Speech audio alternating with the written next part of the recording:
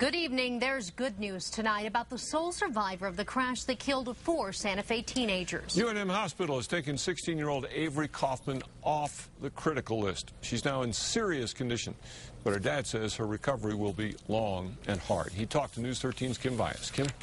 Avery Kaufman is still unconscious. She has a brain injury, broken pelvis, bruises, and cuts all over her body.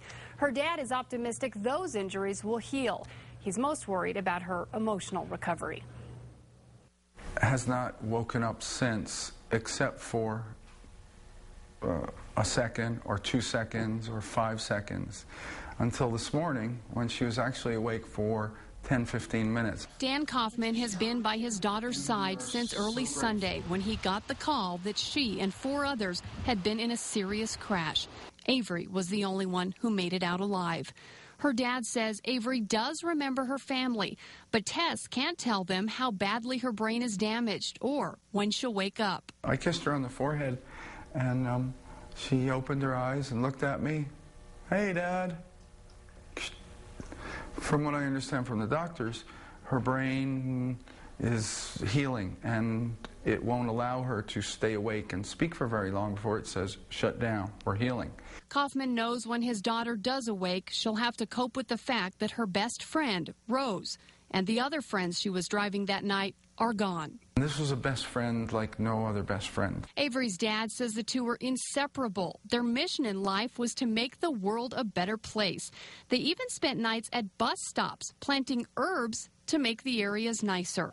Kaufman says when Avery has to deal with the loss, she's going to need support from the community. To ask the community to send letters of encouragement, stories of experiences that are similar, pictures, anything cathartic for the community. And when she wakes up, she'll be surrounded. But Kaufman knows his daughter will always carry some demons. Whether she remembers or not, she will have guilt, and she will feel bad for the rest of her life. As for Scott Owens, the driver charged with hurting his daughter and killing her friends, I have no negative energy for him. There's no use for it. And I only have a limited amount of energy, and it's focused on healing. I don't understand how anyone could get to be 28 years old and not have enough respect for life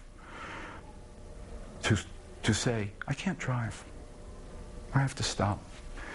I wish someone had stopped him. I ask that in the future, if any of you are out with your friends and someone's too drunk to drive, that you do whatever it takes to make them stop. Kaufman says Avery had become much more independent in the last few months. He says he struggled with letting her stay out late at night, but he says she is a good kid who makes good decisions, and he felt he needed to give her that independence that she had asked for. Back to you. Okay, Kim, that was powerful stuff. You can watch the entire interview with Mr. Kaufman on KRQE.com.